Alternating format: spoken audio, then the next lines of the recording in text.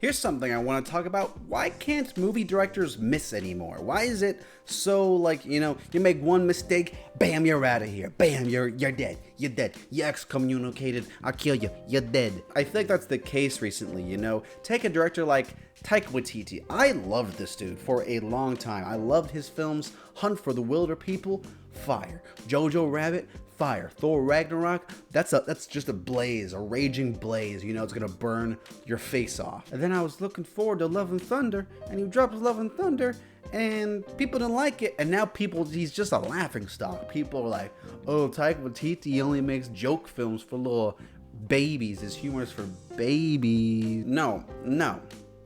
Dude is a phenomenal director. People are allowed to miss and still have some good faith in the community. Is that not the case? Dude, yes, I didn't like Love and Thunder a whole ton. It is one of the weaker films he's made, but I'm still gonna be lined up day one for his next film. I'm still gonna talk about how good of a director he is because he's made so much good movies in the past. He has earned some good faith for me in the movies he's made to where I know he's a talented guy, and maybe there are other reasons we don't know about why Love and Thunder wasn't to the same qualities as his other films. I think, me personally, maybe the dude was rushed, okay? Maybe that's why. Even like James Gunn, I feel like James Gunn's gotten a lot of heat lately, and people just kind of torch him. I don't know why. That dude hasn't even really missed lately. What the heck? All the Guardians movies have slapped. Maybe because he is in charge now and he didn't hire Henry Cavill for the next Superman.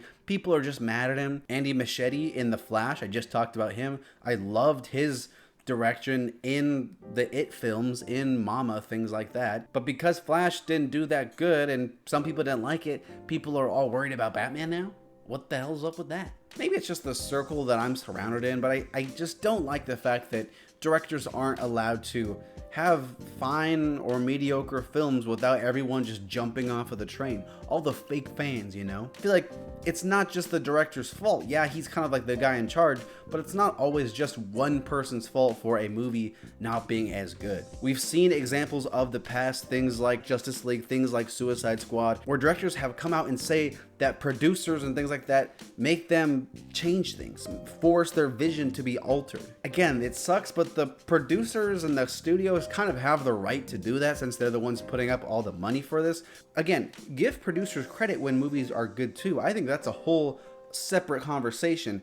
People sometimes give the directors too much credit, like they're the only person involved in a production, the directors and the actors. They don't give credit to writers, they don't give credit to production and producers, things like that. But then when the movie kind of flops, they just blame it all on the director too. We shouldn't pretend that actors and directors are the only groups of people involved in making movies. If you like a director and they drop a bad movie, they drop a mid movie, don't jump off the train. No, give them another chance. If they're consistently missing, that's fine. You don't have to be a diehard fan anymore. You're allowed to not like them. You're allowed to roast them, tease them for being goofy, even for the bad ones. Tease them a little bit, you goofball. Don't jump off the train because of one movie. Look at the best directors of all time.